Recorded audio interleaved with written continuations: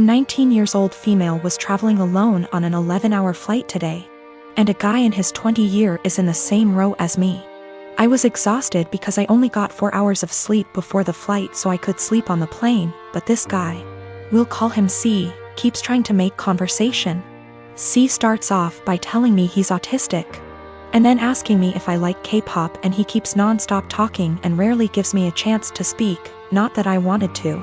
I tried to be polite because I have ADHD and I understand how social cues are difficult, so he probably can't tell I'm not in the mood.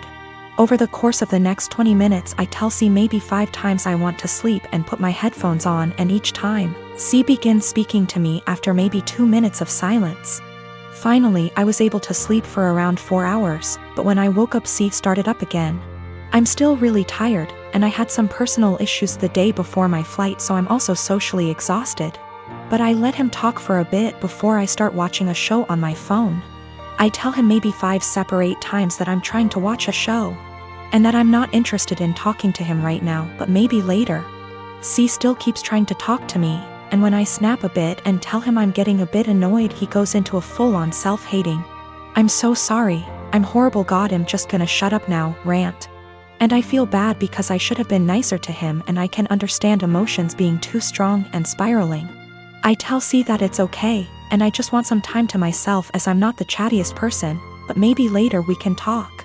I put my headphones on and watched my show, but C kept trying to speak to me, but this time I ignored him, which was honestly a shitty move from me, but I just didn't have the energy at this point to interact with him. This was the wrong move, as he moved to get out of the row and stood in the aisle and began yelling at me. I didn't catch everything he said, but it was along the lines of, "Why can't women believe not all men are bad? Some men are on your side. I'm a nice guy, why are you ignoring me?" He storms off to the bathroom, and I take that chance to ask a flight attendant if I can change my seat because he really freaked me out, and I didn't want to have a panic attack on a plane. The flight attendants were amazing and got my stuff and moved me far away from him. I feel like I'm TA because he does have autism, and I could have been more patient maybe, and ignoring him was a shit thing to do. I, 29F, dated a guy Joe, 30M, for 3 months before he left me to go back to his ex Kim, 30F. Right after we broke up I found out I was pregnant, and now I'm at 24 weeks. I let him know and he was ecstatic. Turns out his girlfriend had fertility issues and would likely never be able to get pregnant naturally, and he has always wanted to be a father. Getting back together was out of the question for both of us, so he's still with his girlfriend. Joe was only allowed at the initial appointment because of COVID-19, and we found out I was having twins. According to Joe, when he told Kim, she had a mental breakdown about her infertility and wanted to talk to me. I met them at their house, and Kim stated that she wanted to be involved in my pregnancy because she would eventually be the children's stepmother. She started telling me that I needed to do a home birth, that I needed to formula feed so that they could have the babies half of the week, that she wanted 1 boy and 1 girl, and that she wanted the kid to call her mama since they would be calling me mommy. I shut her down and said I would make the best choices for my children and my body and left. Kim continued to be overbearing and texting me every day about my eating habits, exercise habits, and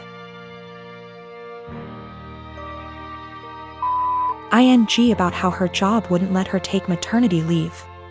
At the virtual genetics counseling appointment she attended instead of Joe, and took over the whole meeting trying to talk about her family history, which wasn't relevant. When it came time for my 20-week level 2 scan, they allowed me 1 guest, and Joe suggested I take Kim instead of him, which I refused to do. Joe did end up coming, and he found out the gender because I wanted to keep it a surprise for me so we could throw a gender reveal party. I put a pregnancy announcement on my social media, and then she put up an announcement saying they were expecting twins, the non-traditional way, and how blessed she was. I was irritated, but I kept my mouth shut. Then she threw a gender reveal party and posted it on social media. I wasn't even invited. She also announced that she's having a baby shower.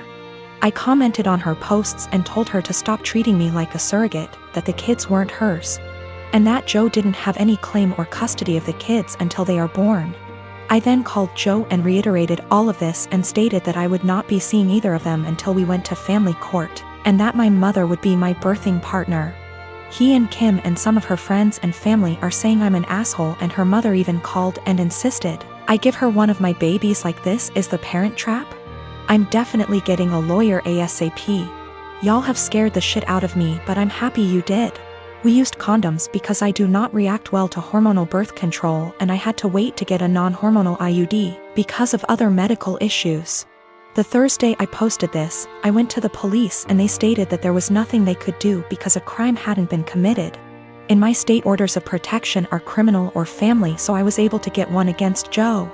On Friday, I did get a lawyer and they let me know in my state there was nothing I could do as far as custody before the babies are born. So I will be leaving my state soon to ensure that this isn't my baby's home state and I can't be charged with anything. Kim came to my job, damaged my car, and broke a bunch of office windows. I work with kids, so she was arrested for not just the criminal damage and trespassing but also child endangerment, so hopefully that works in my favor. Also, if Joe did it on purpose, I don't think Kim knew. Because she was screaming at me about how I stole her life and everything I had was supposed to be hers. I have orders of protection against both Kim and Joe. I left the state anyway, and Joe and Kim started harassing me again because there's no legal jurisdiction when you leave the state. But I have enough evidence that I was able to press charges in my current state as well, and will be pursuing a restraining order here. I'm not gonna be shy about this. My sister sucks. She is a horrible self-centered person who thinks she is the main character. She is not only a horrible person, she is a step monster. She married this guy, who is a freaking pushover. 3 years ago. He has 2 children, 10 and 6. My sister constantly complains about them, saying things like the 6-year-old is gross because he sips too loud or has stained clothing. For the love of God. He is 6. That's what a child is supposed to do. And she is so mean to the 10-year-old girl. She acts straight out jealous of her. I've caught her taunting her that daddy loves my sister more than her. She is horrible. I have straight up called her out after trying to talk to her like a million times. At Christmas she was saying that I'd be nice to have the kids there, and I said, why? You hate them? This was when everything was almost over and she had been bragging to her friends that her husband had spent more on her than on daughter. A fight ensued. My parents reprimanded me, but my cousins took my side and called her out, noting every moment that they had witnessed her being horrible. Her husband obviously took her side and said that she was a wonderful stepmother and that the kids love her. To which I said that was a lie, as I had consoled them countless times after they were taunted by my sister. They left and we haven't talked since.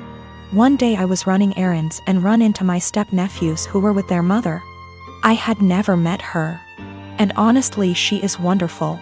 We decided to have some coffee. While the kids were playing, she asked me how her children behaved, etc. I said they were wonderful, and then I just spilled the beans on my sister. How awful she was. What I've heard her say to the kids, the inaction of her ex-husband. By the end she was horrified. She said the kids didn't like her. But she always chucked it up to my sister being the new woman in their father's life. She said the kids never really said anything even when she asked. I then told her I was very concerned for the children, as my sister had straight up told the 10-year-old that it would be better if she disappeared from her father's life. Their mother saw red and asked me if I'd be willing to testify.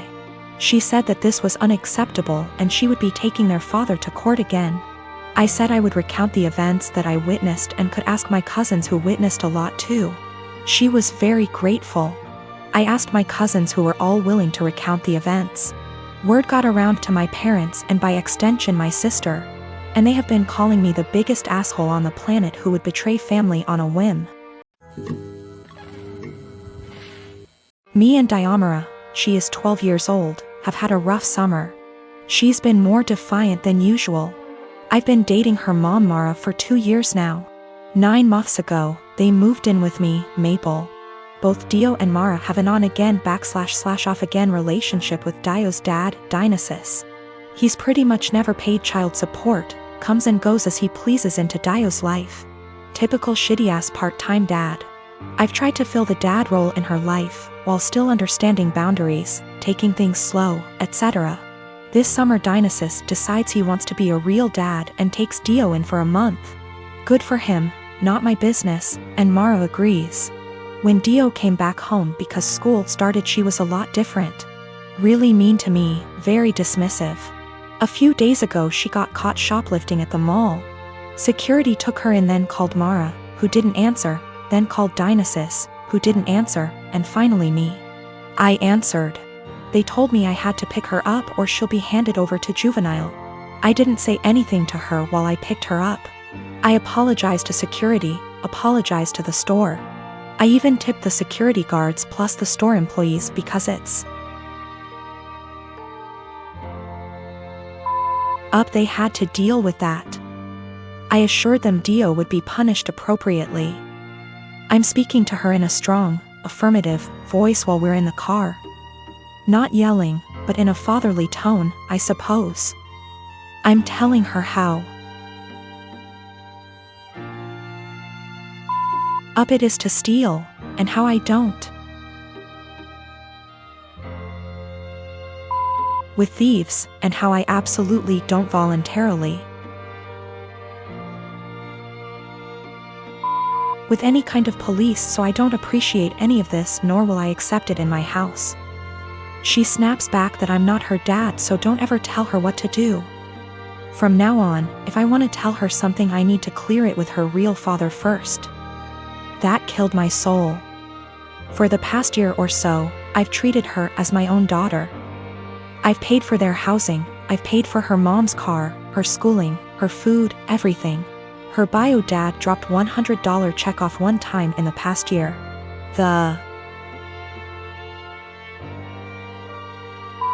In check bounced, so I had to call him up and he brought cash over. I told Mara about all of this.